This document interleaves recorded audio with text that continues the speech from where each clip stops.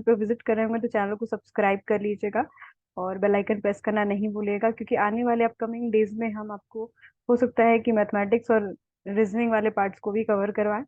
और Telegram group को हमारे जरूर ज्वाइन कर लीजिएगा। आपके अपकमिंग वीडियोस की जो आपकी अपडेट है वो यहीं पर मिलेगी हमारे टेलीग्राम चैनल पे। ठीक है। और आपकी जो नोटिस भी आती है सारे यूनिवर्सिटी का वो हम यहीं पर आपके सेंड भी करते हैं। ठीक है। और अगर हमारे टेस्ट सीरीज बैच को ज्वाइन करना चाहते हैं पार्ट ए के लिए तो आप कर सकते हैं। ठीक है। उसमें आपकी रीजनिंग मैथ्स सारी चीजें जो है आपके क्वेश्चन दिए जाएंगे टॉपिक वाइज। और साथ साथ 100 जो है प्लस आपके टेस्ट सीरीज मतलब आपके टेस्ट भी यहाँ पर रहते हैं। ठीक है। आप हमारे एमएड का बैच ज्वाइन कर सकते हैं 2024 के लिए। ठीक है, जो कि ऑलरेडी रनिंग है। और अगर आप सीयूईटी एम इकोनॉमिक्स की प्रिपरेशन करना चाहते हैं तो वो भी कर सकते हैं हमारे साथ। उसका भी बैच ऑलरेडी रनिंग है। ठीक है। मैंने जो डिस्क्रिप्शन में नंबर दिया आप उस पर कॉन्टेक्ट कर लीजिएगा। तो ये सारी आपकी चीजें रही। और हम जो है अब यहाँ पर क्वेश्चन की सीरीज को कंप्लीट करेंगे जो कि आपके पहले क्वेश्चन पे चलेंगे। ठीक है। तो पहला क्वेश्चन हमारा ये है कि what is the basic structural functional unit of all living organisms. जो आपके बेसिक स्ट्रक्चरल फंक्शनल यूनिट है उसको आपके ऑर्गेनिजम्स को क्या कहते हैं? क्या टिश्यू कहते हैं या फिर ऑर्गन कहते हैं, आपके सेल कहते हैं या फिर ऑर्गेनिजम्स कहते हैं? तो याद रखिएगा जो basic structural functional unit of life जिसको fundamental unit of living organisms कहा जाता है दैट इज आपका सेल होता है। ठीक है।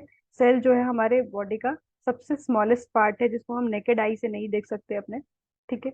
इसके लिए लगभग हमको आपकी काफी ज्यादा पावर का माइक्रोस्कोप चाहिए जो लगभग आपके 1500 के आसपास के जो है आपके मैग्निफिकेशन का होना चाहिए जिससे कि हम जो है सेल को देख सकते हैं।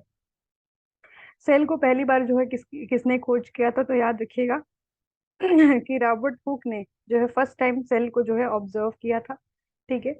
और किसमें? स्लाइस ऑफ कॉर्ड में जो है देखा था। कब? 1665 में।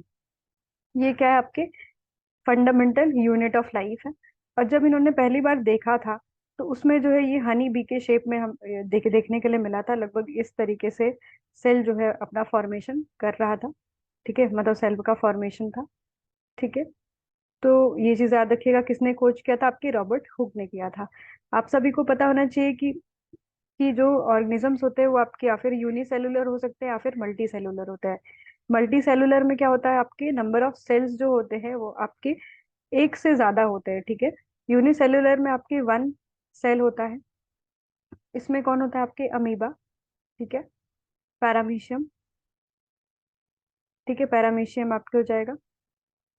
और अगर हम बात करें यूग्लिना। ठीक है, यूग्लिना और यीस्ट। ठीक है, ये चीज याद रखिएगा। ये जो होते हैं आपके बेसिकली यूनिसेलुलर होते हैं, जबकि प्लांट, एनिमल, ह्यूमन बीइंग ये क्या आपके मल्टी सेलुलर ऑर्गेनिजम्स है। अगर हम बात करें डायमीटर ऑफ सेल की तो यहाँ पर आपके 2 से लेके 120 म्यूएम जो होता है इसका डायमीटर होता है। आपको याद रखना है 2 से लेके 120 तक जो म्यूएम है आपके सेल का यहाँ पर डायमीटर होता है। ठीक है, ये चीज याद रखिएगा। और ये फंडामेंटल यूनिट ऑफ लाइफ आपके कहा जाता है। ठीक है। अगर अब बात करें सेल के स्ट्रक्चर की तो आपको ये स्क्रीन पे दिख रहा होगा, ये आपका सेल है। ठीक है। सेल के बाहर जो होता है वो आपका सेल मेम्ब्रेन होता है।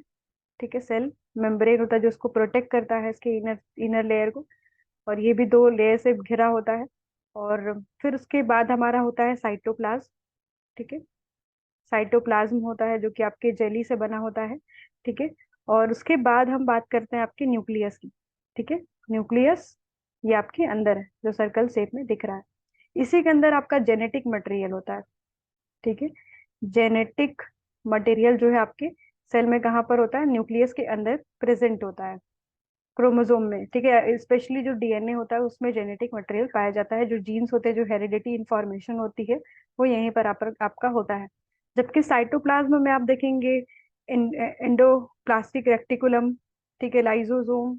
ठीक है, आपके साइटोप्लाज्म में ही ये सारी चीजें। साइटोप्लाज्म के अंदर जो एंडोप्लाज्म जो है रेक्टिकुलम, आपके लाइसोसोम हो गया, वैक्यूल हो गया। ठीक है, अगर हम बात करें आपकी गोल्गी जो है कॉम्प्लेक्स माइटोकॉन्ड्रिया जिसको power house of the cell भी कहा जाता है। ठीक है, पावर हाउस ऑफ सेल भी कहा जाता है। तो ये सारा जो है आपके इसी रीजन में, यानी जो आपके साइटोप्लाज्मिक जो रीजन है जिसमें कि आपके एक तरीके से ये भी जेली लाइक होता है, ठीक है। यहाँ पर आपके जो है सारे ये सारे पार्ट्स जो होते हैं, और इसी को हम बोलते हैं आपके सेल ऑर्गेनेल।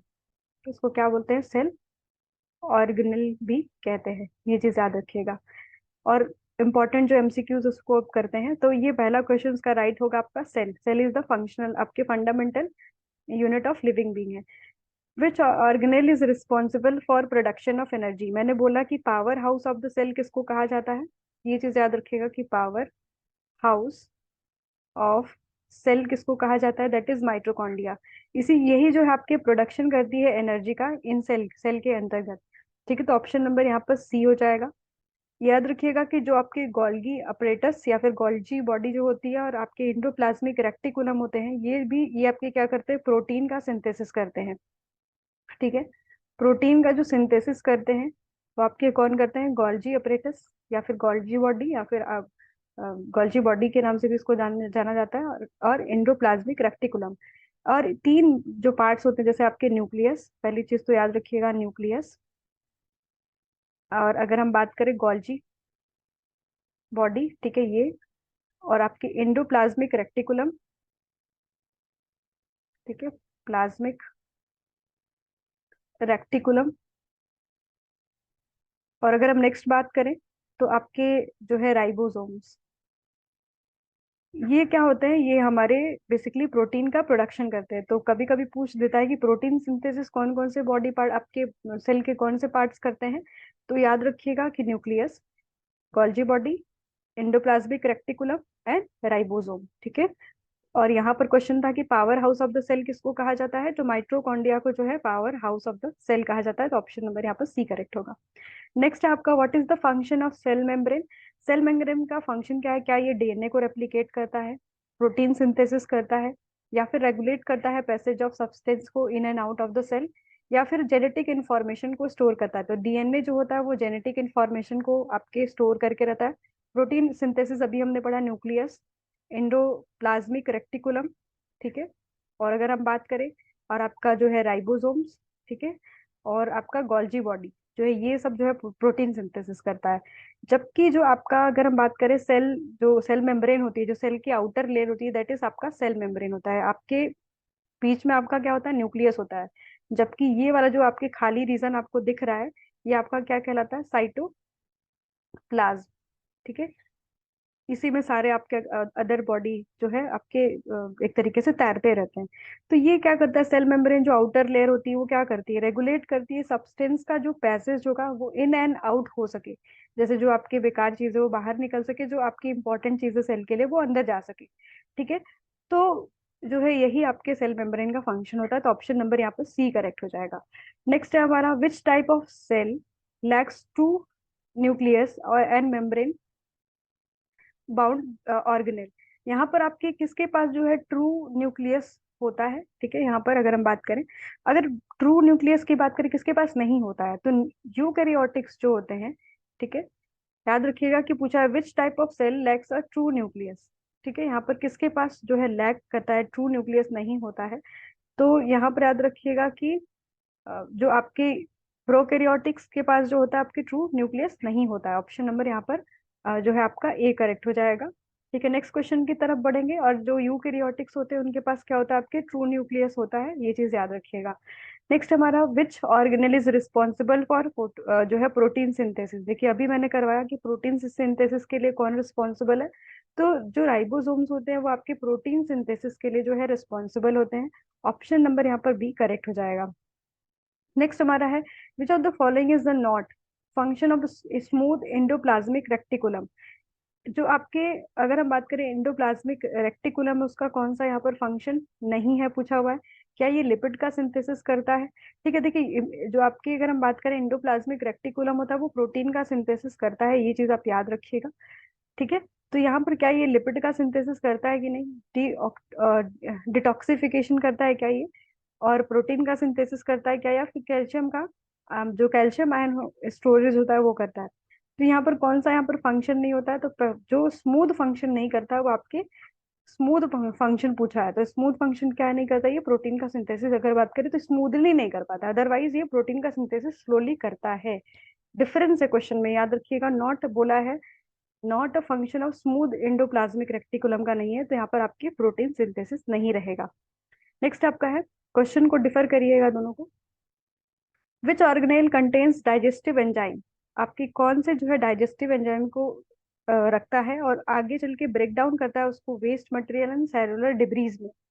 तो क्या ये आपके न्यूक्लियस करता है, जो है आपके लाइसोसोम करता है, क्लोरोप्लास्ट करता है, वैक्यूल करता है। तो क्लोरोप्लास्ट का पहले मैं थोड़ा फैक्ट बता दूं। जो क्लोरोप्लास्ट होता है वो आपके लीफ को क्या करता है, इसकी वजह से जो लीफ होता है हमारा ग्रीन होता है, ठीक है। और लिपिड्स जो होते हैं वो आपके कहाँ पर अवेलेबल होते हैं, अगर हम बात करें तो पेड़ में, जो आपके पेड़ होते हैं उसमें आपके लिपिड्स होते हैं, ठीक है। Not lipids, that is plastids, not lipid, plastid जो होते हैं हमारे, प्लास्टिड्स जो होते हैं वो हमारे पेड़ में होते हैं। उसी के अंदर जो है आपको पता है कि ल्यूकोप्लास्ट, क्लोरोप्लास्ट, और अगर हम बात करें आपकी क्रोमोप्लास्ट, ठीक है, क्लोरोप्लास्ट, आपके क्रोमोप्लास्ट, ठीक है। और अगर हम बात करें नेक्स्ट जो है आपके ल्यूकोप्लास्ट, ल्यूकोप्लास्ट, ये पाया जाता है। तो अगर हम बात करें क्लोरोप्लास्ट की वजह से जो पेड़ होता है उसमें हरी पत्तियां पाई जाती हैं, ठीक है, क्लोरोफिल जो है पाया जाता है। इसी की वजह से जो है फोटोसिंथेसिस का जो प्रोसेस है वो आपके होता है। फोटोसिंथेसिस में क्या होता है, पेड़ जो है आपके ऑक्सीजन, कार्बन डाइऑक्साइड को लेता है, ऑक्सीजन को बाहर निकालता है। सन लाइट के प्रेजेंस में ये सारी चीजें होती हैं, ठीक है।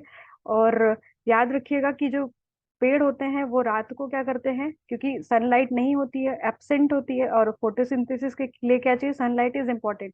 फोटोसिंथेसिस जो वर्ड है उसमें फोटो का मतलब क्या होता है, लाइट, ये चीज याद रखिएगा। सिंथेसिस का मतलब होता है अपना जो भी फूड या फिर वो चीजें क्रिएट करना, है ना, मतलब सभी चीजों को मिला के कुछ चीज कलेक्ट करना, दैट इज सिंथेसिस। एनालिसिस और सिंथेसिस में यही डिफरेंस होता है कि एनालिसिस में चीजों को हम ब्रेक डाउन करते हैं, सिंथेसिस में हम सारी चीजों को मिला के बनाते हैं। तो यहाँ पर सनलाइट के प्रेजेंस में, CO2 के प्रेजेंस में, ठीक है, वाटर के प्रेजेंस में, और जो मिनरल्स होते हैं उसके प्रेजेंस में, जो आपके पेड़ होता है वो क्या बनाता है, आपके फूड अपना प्रिपेयर करता है, ठीक है। तो रात में उल्टा प्रोसेस होने लगता है, रात में ये कार्बन डाइऑक्साइड को क्या करने लगता है, छोड़ने लगता है, और आपके ऑक्सीजन को क्या करने लगता है, लेने लगता है। इसीलिए हम क्या कहते हैं कि रात को पेड़ के नीचे नहीं सोना चाहिए, ठीक है। तो एक इम्पोर्टेंट फैक्ट रहा। अगर हम बात करें यहाँ पर जो ग्रीन, बेसिकली जो प्लांट ग्रीन हो रहा है या फिर आपके पत्ते ग्रीन है, क्यों, क्लोरोप्लास्ट की वजह से। आर फॉर याद रखिएगा यहाँ पर जी, है ना, मतलब ग्रीन। और क्रोमोप्लास्ट की वजह से जो प्लांट में क्या होता है, जो फ्लावर्स होते हैं वो कलरफुल होते हैं, ठीक है। और अगर हम बात करें, यहाँ पर फ्लावर जो है कलरफुल होते हैं, फ्रूट्स का अलग कलर होता है, ठीक है, जैसे टोमेटो का हो गया। तो ये क्रोमोप्लास्ट की वजह से होता है। लूकोप्लास्ट जो होता है ये क्या होता है, आपका कलरलेस होता है। ये जो है आपका कलरलेस होता है, ये चीज याद रखिएगा। जो पेड़ होते हैं उसमें हमारे सेल वॉल पाए जाते हैं, सेल वॉल पाए जाते हैं। आप सभी को पता है पेड़ बाहर रहता है, ठीक है, उसका तो कोई घर है नहीं, तो उससे पेड़ जो है बाहर रहता है, तो उसको क्या है, उसको विंड, जो बहुत ज्यादा तेजी से विंड चलती है उससे प्रोटेक्ट करना पड़ता है अपने आप को, ठीक है। हीट बहुत ज्यादा कभी कभी होता है, उससे अपने आप को प्रोटेक्ट करना पड़ता है। जो टेम्परेचर वेरिएशन करता है उसकी वजह से जो है आपकी, अगर हम बात करें, ह्यूमिडिटी भी वेरी करता है, ठीक है, तो उससे भी खुद को प्रोटेक्ट करना पड़ता है। इस वजह से जो है उसमें सेल वॉल का जो है प्रेजेंस होता है, यानी आपकी जो सेल मेम्ब्रेन है उसके आगे एक सेल वॉल बनी होती है। ये सेल कहाँ पर प्रेजेंट है आपके, अगर हम बात करें तो याद रखिएगा प्लांट्स में प्रेजेंट है।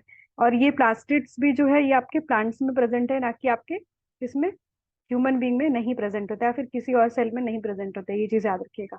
तो यहाँ पर बोला है कि कौन सा ऐसा डाइजेस्टिव एंजाइम है जिससे कि आपके वेस्ट मटेरियल का ब्रेक डाउन होता है।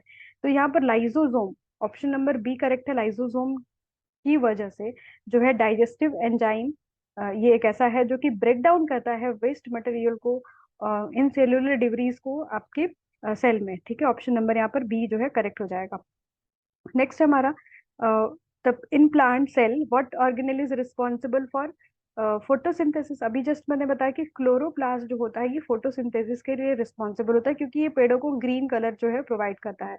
माइट्रोकॉन्ड्रिया की मैंने बात की, तो माइट्रोकॉन्ड्रिया क्या कहा जाता है, आपकी power house of cell, power house of cell कहते हैं। राइबोसोम्स क्या होते हैं, राइबोसोम्स की अगर हम बात करें तो ये हमारा क्या था, करता है प्रोटीन सिंथेसिस, ठीक है, प्रोटीन सिंथेसिस करता है।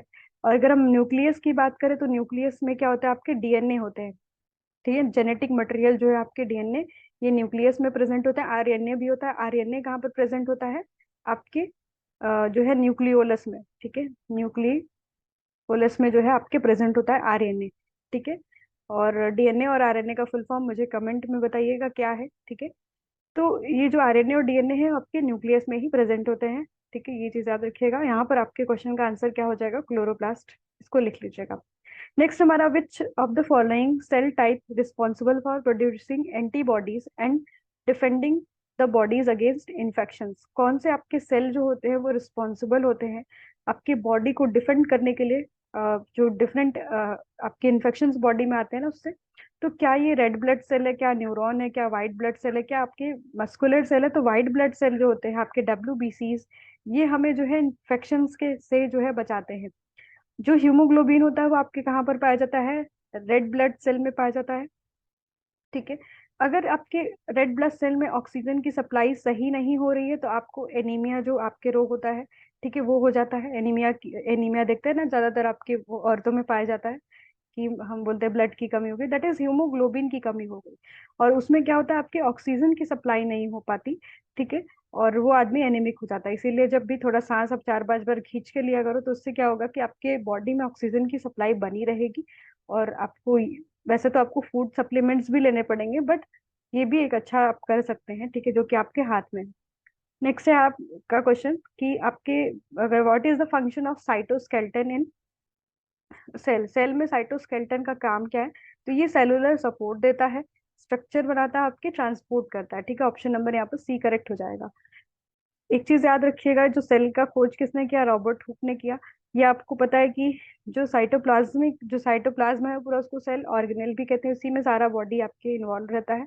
ठीक है, तो ये इंपॉर्टेंट आपके पार्ट रहेगा। और अगर हम बात करें सेल जो आपके है, वो बहुत इंपॉर्टेंट पार्ट है किसी भी ह्यूमन बीइंग के अंदर या फिर किसी भी आपके अदर के अंदर। जैसे आप अगर बात करें अमीबा, अमीबा जो है वो सिंगल सेलुलर है और अपना बॉडी जो है लगातार बदलता रहता है, उसको सुडोपोडिया कहते हैं। ठीक है, और ये जो है जितना, अगर एक चीज, एक आपको फैक्ट बताती हूँ कि जैसे मान लीजिए कोई ह्यूमन बीइंग है। ठीक है, और जो ह्यूमन बीइंग है और कोई आपके यूनिसेलुलर ऑर्गेनिज्म है, दोनों सेम परफॉर्म करेंगे फंक्शंस को। अगर ह्यूमन बीइंग रेस्पिरेशन करता है तो ये आपके यूनिसेलुलर भी रेस्पिरेशन करते हैं। अगर ह्यूमन डाइजेशन करता है तो ये भी आपके जो है डाइजेशन करते हैं। ठीक है, अगर ह्यूमन बीइंग रिप्रोडक्शन करता है तो ये भी आपके रिप्रोडक्शन करते हैं। तो सारे फंक्शंस वही करते हैं, बस इनके पास क्या होता है, सिंगल सेल होता है। ठीक है, ये इन दोनों में कोई डिफरेंस नहीं आएगा। आप सभी को पता होना चाहिए जो लार्जेस्ट सेल है वो कौन सा है आपका। ऑस्ट्रिच का जो जो आपके अंडा होता है वो सबसे बड़ा जो है सेल कहलाता है। ठीक है, ऑस्ट्रिच का जो बच्चा होता है उसको सबसे बड़ा सेल कहते हैं। लगभग ये बताया जाता है कि 7 सेंटीमीटर का डायमीटर का जो है इसका अंडा पूरा होता है। ठीक है, ये चीज याद रखिएगा। और हमने अभी देखा कि जो सेल होता है वो आपके 2 to 120 म्यूएम के बराबर जो है इसका आपके डायमीटर होता है। ठीक है, ह्यूमन बॉडी में जो सेल होते हैं वो 0.6 × 10⁻⁻⁶ ठीक है मीटर के आसपास से मिनिमम उसका जो स्ट्रक्चर, मतलब मिनिमम जो आपके शेप होता है वो आपके 0.6 × 10⁻⁻⁶ से लेकर के आपके लगभग पाया जाता है 170 मिलीमीटर × 130 मिलीमीटर के आसपास। ठीक है, अगर हम बात करें जो सबसे बड़ा आपके सेल है ह्यूमन बॉडी में, वो आपका क्या है, न्यूरॉन सेल। ठीक है, न्यूरॉन जो होता है वो सबसे बड़ा है। ठीक है, और सबसे छोटा जो है आपकी रेड ब्लड सेल है। ठीक है, रेड ब्लड सेल जो है हमारा सबसे छोटा कहा जाता है। पर ये तो बात रही आपके इंटरनल की। एक्सटर्नल में आपके क्या होता है, ओवम और स्पर्म। ठीक है, ओवम और स्पर्म जो होता है ये सबसे बड़ा जो है, सबसे बड़ा ओवम होता है, सबसे छोटा जो है स्पर्म होता है। ठीक है, पर इंटरनली याद रखिएगा कि न्यूरॉन और आपके आरबीसी, और आपको पता है कि जो सेल होता है वो लगभग अलग अलग शेप में पाया जाता है। ठीक है, अगर हम बात करें उसका शेप अलग होता है, कभी स्पिंडल शेप में होगा, कभी अगर हम बात करें जो सर्कुलर शेप में, अलग अलग शेप में देखेंगे। आपके जो बॉडी में सेल्स होते हैं वो डिफरेंट शेप्स में पाए जाते हैं। ठीक है, ये चीज याद रखिएगा। तो ये काफी इंपॉर्टेंट जो है कुछ आपके एमसीक्यूज रहे सेल से रिलेटेड, क्योंकि ये टॉपिक बहुत इंपॉर्टेंट था इसलिए मैंने इस पे करवा दिया। You can suggest suggest some topic, आप कर सकते हैं। और क्वेश्चन ऑफ द डे रहेगा कि सेल की खोज किसने की थी। ठीक है, जो सेल है उसकी खोज किसने की थी, और power house of the cell क्या कहा जाता है। ठीक है, power house of the cell क्या कहा जाता है, इसको मुझे कमेंट सेक्शन में बताइएगा। और टेलीग्राम पे जरूर जुड़े रहिएगा और चैनल को सब्सक्राइब करके रखिएगा, क्योंकि इस तरीके से टॉपिक आप सभी को लगातार इसी चैनल पे मिलते रहेंगे। और कैसा लग रहा है आपको ये सीरीज, ये भी हमें कमेंट सेक्शन में बता सकते हैं, सुझाव दे सकते हैं। ठीक है, जुड़े रहिएगा, चैनल को सब्सक्राइब कर लीजिएगा। धन्यवाद।